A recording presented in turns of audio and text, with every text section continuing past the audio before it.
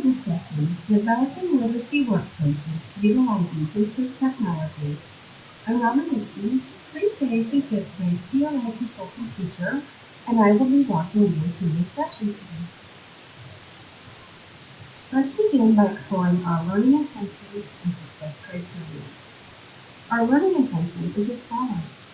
We are learning to develop literacy workstations using assistive technology so that we can create customizable and meaningful literacy workstations.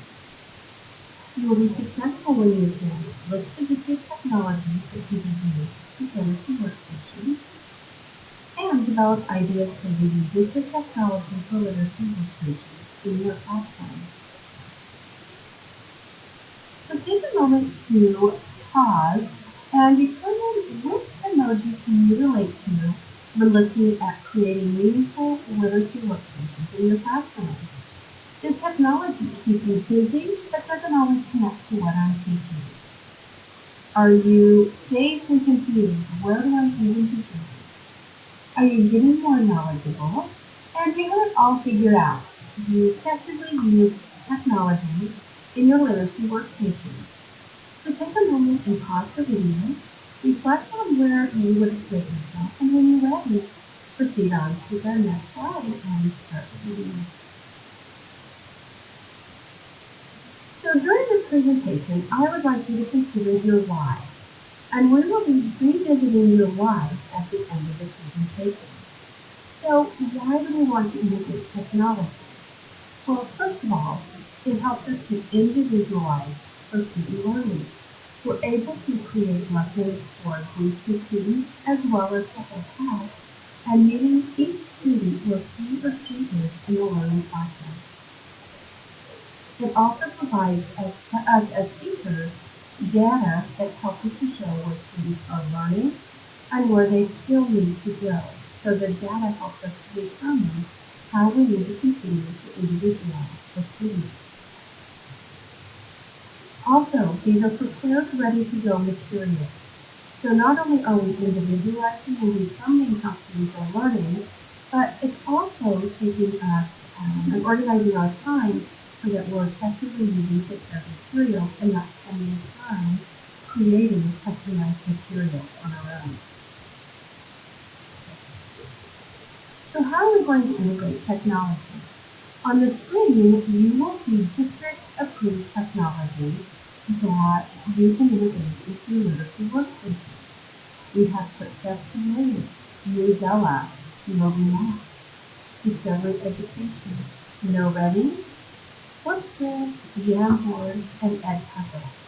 And we will spend time during this session looking at how each of those areas can be customized within your literacy workstation. When we're exploring technology, we also want to consider the SCAMR model of technology integration. Now at the bottom, you will see S. So what we're doing is the S stands for substitution.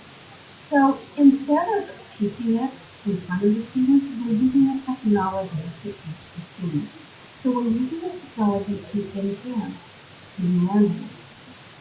Now, in augmentation to the letter A, again, it's acting as direct substitution, but this time it's giving us more functional improvement. It's beginning to change the way that we teach. We look at the M and the R, modification and redefinition. In these phases of the SCAMR model, we are really transforming how we are instructing students. Notice in modification, technology allows for significant task redesign. It's about how the technology is being used to teach the skill. And in redefinition, technology allows for the creation of new tasks previously incompleted. So how is the technology being used in such a way that it is such an integral part of the learning that it couldn't occur without it? And so we always want to consider the SCAMR model when creating and utilizing technology, not only in classroom instruction or group, but also in small groups and literacy workstations. Let's review the non-negotiables of literacy workstations. Please remember that we want to make sure that our literacy workstations are focused on posture and purpose. We're practicing the skills that we're teaching in class, and we're also doing things for purpose. What we're doing is purposeful living based on what's occurring in the classroom. And it should be linked to your teaching. For example, if you're teaching main idea, your center should focus on main idea. If you're working on a grammar skill, such as plural nouns, then your literacy workstation will incorporate things with plural nouns. We also want to balance the process and the product. How are students interacting with material in order to process the learning, and what's the product going to be to show that learning? We also want literacy workstations to be differentiated. Differentiation means that we are meeting each student at his or her learning needs and levels. So if a student already has a skill mastered, how are we enriching the skill for that student? Or how are we modifying that skill for students that are still learning? Something else about non-negotiables. We want to keep material to a minimum. Think about how you're going to simplify. And technology can help us simplify materials for sure. And also think about how you're going to use novelties. Introduce these technologies one at a time. We want students to be good with one technology before adding in another. And let's review the traits of effective literacy workstations as outlined by Chiquita Public Schools. First of all, effective literacy stations need to be organized and managed so that students can work independently.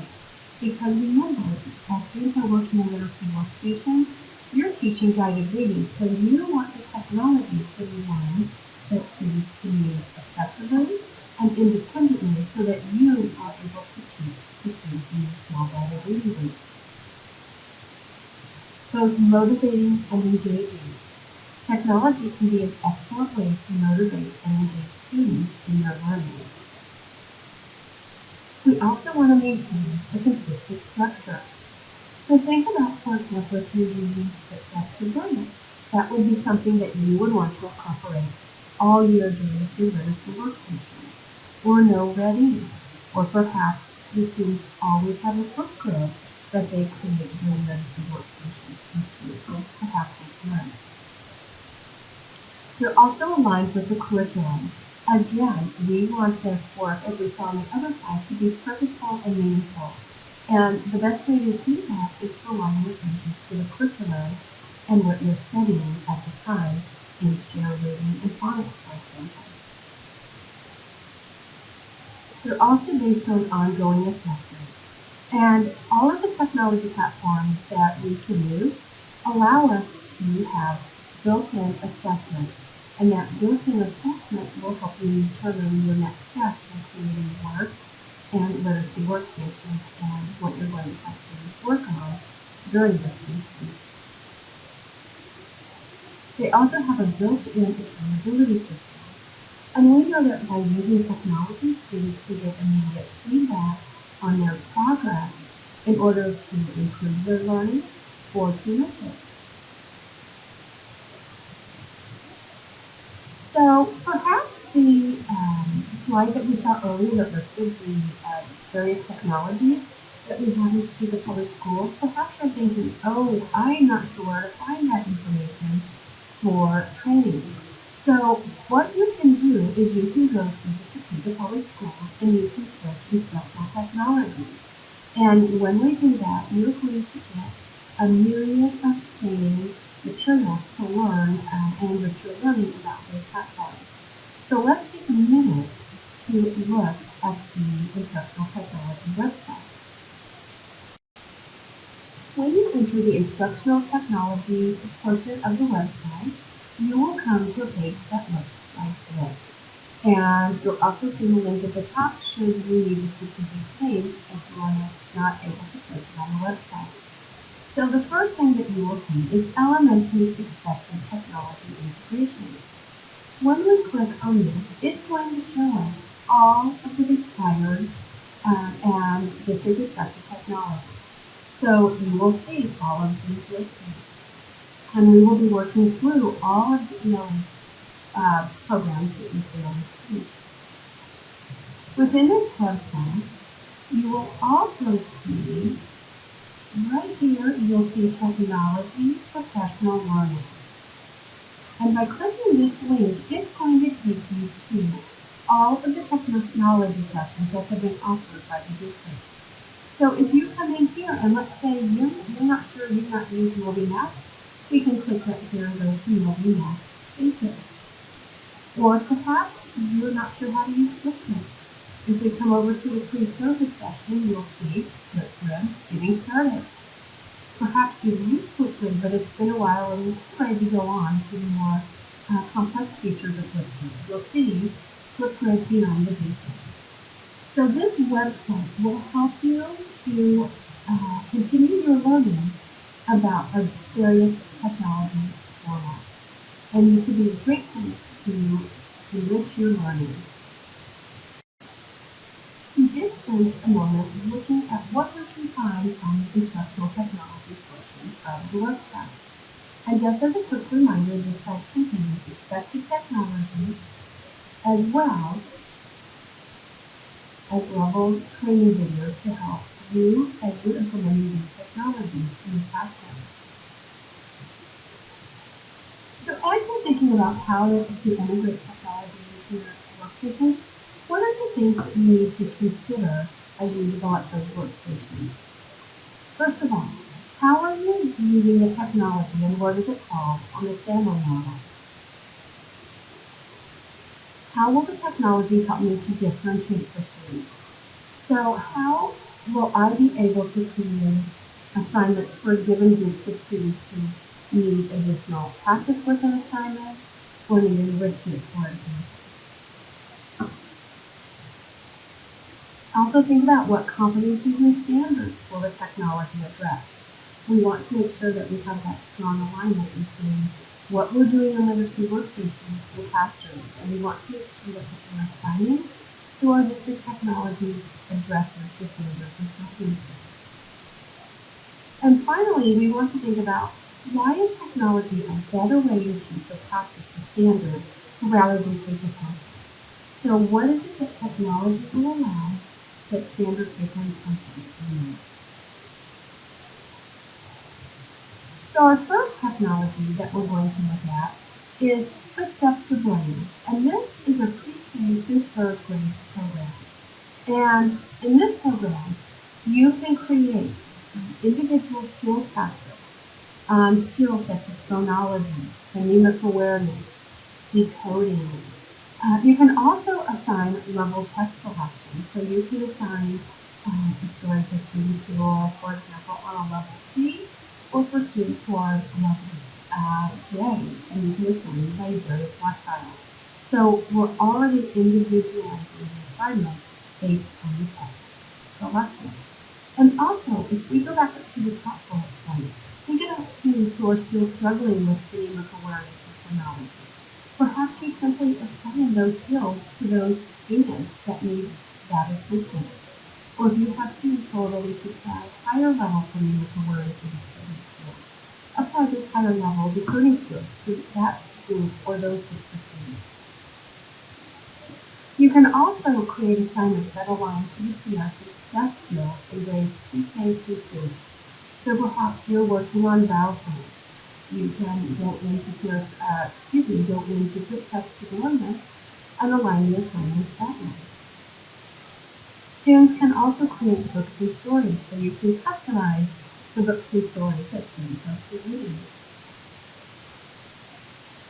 When we look at Newsela, this program is primarily going to be for third grade on up.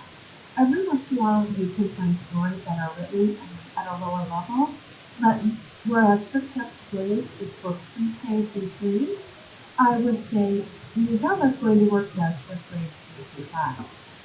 And Newsela is an amazing place to get articles on any topic that you can imagine, from ancient history to current events to science and social studies and everything in between.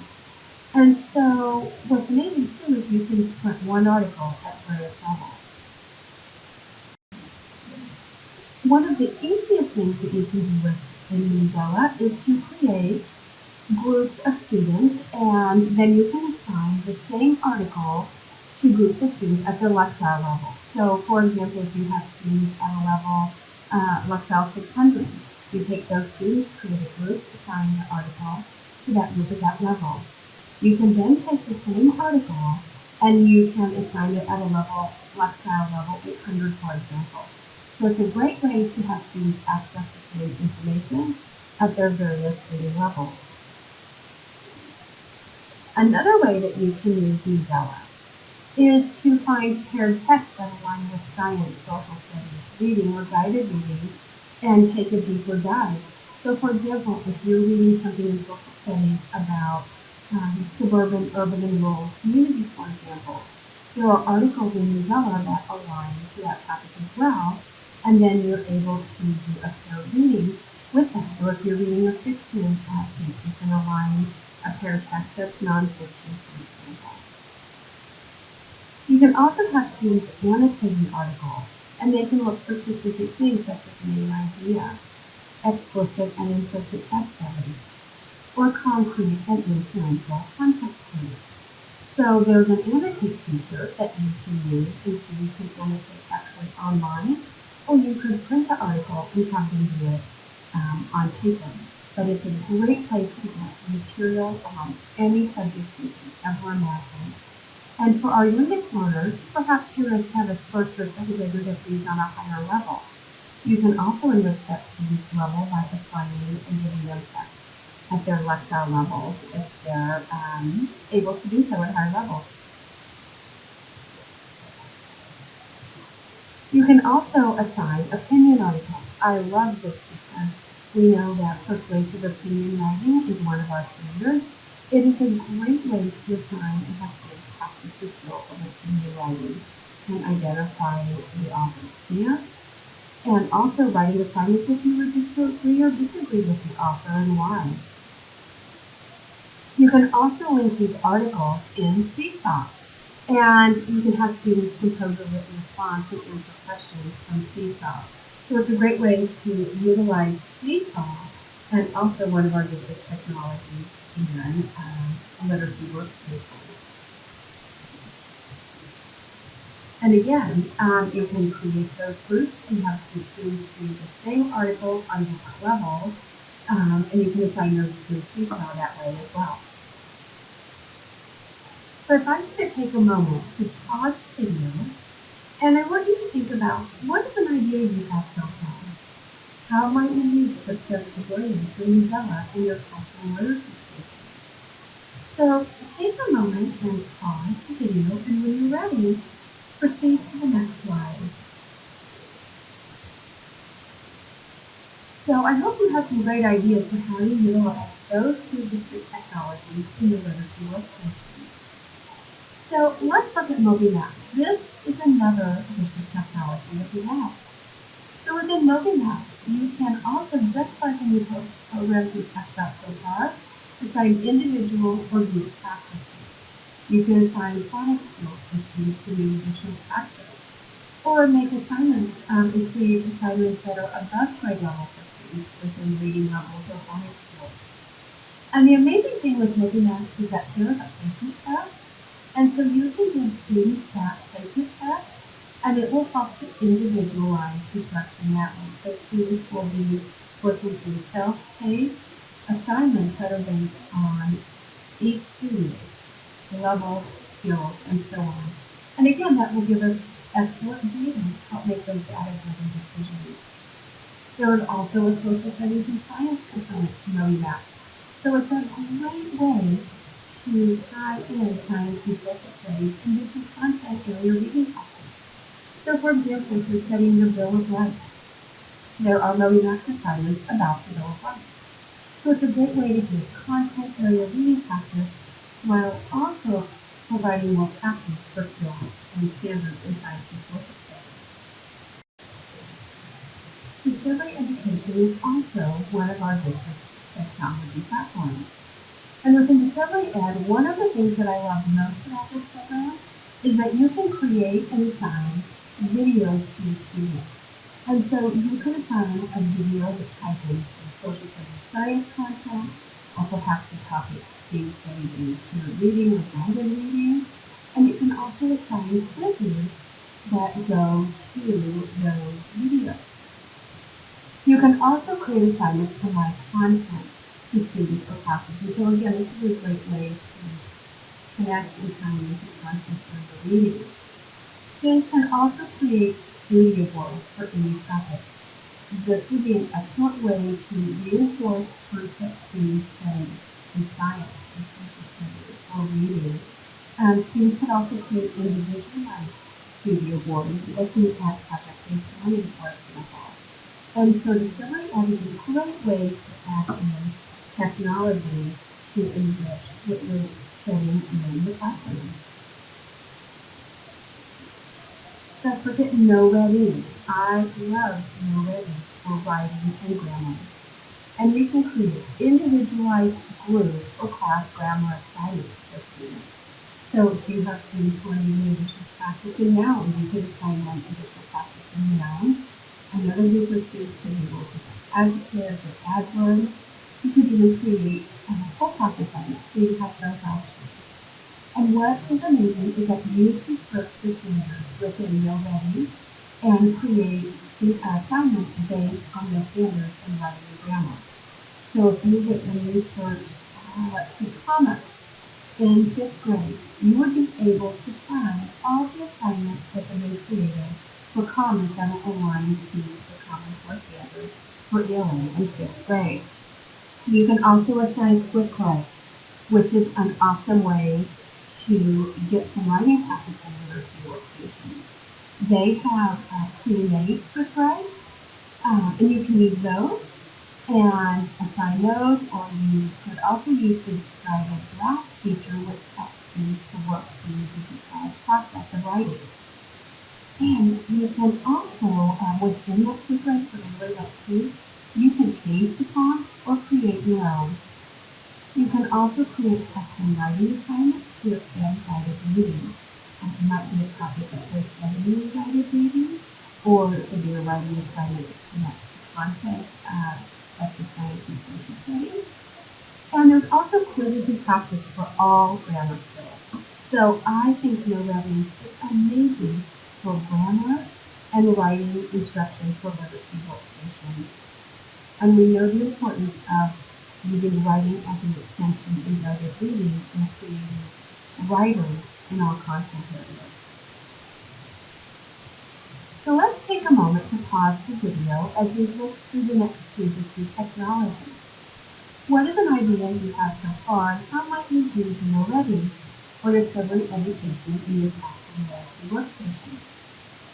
Take a moment to pause the video, reflect on your thinking, and then begin the presentation and start the video once again. Alright, I hope you have some great ideas within your thinking time, and I'm sure you did. So let's take a moment to look at Flipgrid. Flipgrid is a program that helps you create short videos where students can process and respond on video. So here's some ideas for Flipgrid with literacy worksheets. You can have students create a short video summary of a guided reading book related to the reading book, and they can tell you the basic elements of the problem, the solution, the characters, the setting, etc. Have students record aha moments from their reading or questions. How cool would that be for a student to record him or herself reading and saying, oh my gosh, it was really cool. I couldn't believe that this is what the character did with that. Great way to practice oral reading skills because have students read it directly, and you can listen to find out how is their oral reading progressing. Are they making common errors in how they read both or I sound or reading our control vowels, for example. And finally, you can have students create cookbooks to share with the class. And Jamboard is a great interactive platform for students to work on all at the same time. And so you create a board, and you can create different pages within that board. You could assign students a page within that board, and students can do things such as vocabulary words and definitions. And what's your favorite part of the story as well? Students could ask questions and respond to each other. And you could have them complete thought process. So what I love about Jamboard is the interactive feature. So you could have two students working on a page doing questions and answers, or doing vocabulary definitions and using the word in the sentence. So it's a great interactive tool for students. And finally, Edpuzzle. Edpuzzle is amazing. You can create skill-based Edpuzzles, and you can assign these to groups or individuals or whole class. And you can put a video in that you want students to watch, and then you can have them basically stop and ask some questions over that video for example. It's a great way to add in some content later that you have to teach skill as well. And you can also use it for extension and listening skills, topics, or reading lessons. And you can use it for remediation. So if you haven't used Edpuzzle, be sure to go to the Technology Innovation website that we looked at earlier and look at the amazing videos on how to begin using Edpuzzle in your classroom. And finally, let's take our last moment to pause and think about an idea for how you might use Flipgrid, Jamboard, or Edpuzzle in your classroom. So take a moment to pause the video, and when you are ready, start the video and proceed to the next slide. So I hope you have some great ideas of how you can integrate industry technology into your literacy workstation. At the beginning of this presentation, we talked about why. Why should we integrate technology? And I gave you some of my whys and some whys that might be the same as you. But I want you to take a moment now to pause on your why. So I want you to pause the video, and I want you to think about what is your why for using district technology as part of your workstation. After you've taken some time to do that, you may start the video and proceed to the next presentation. I hope you were able to develop your why for using district technology in literacy workstations. Let's review our learning intentions and success criteria to determine who now. Our learning intention was to use district technology to develop literacy workstations so that we were able to create customizable and meaningful literacy workstations. We meet that criteria. You will be successful when you can list district technology that can be used within literacy workstations and develop ideas for using district technology for literacy workstations in your classroom. I'm Robin Dixon, and it has been my pleasure to present this session to you on utilizing district technology for literacy workstations. Should you have any questions or wish to speak further concerning this topic, please do not hesitate to reach out.